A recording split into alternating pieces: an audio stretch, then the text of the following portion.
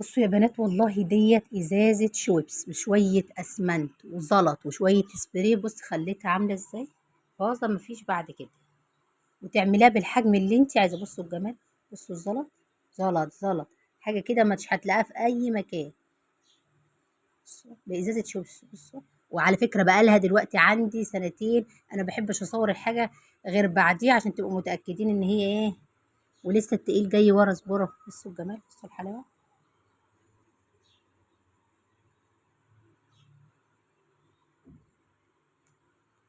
ده بقى كنت شارية جزمة رجالي وفيها الكرتونة دي على شكل جزمة.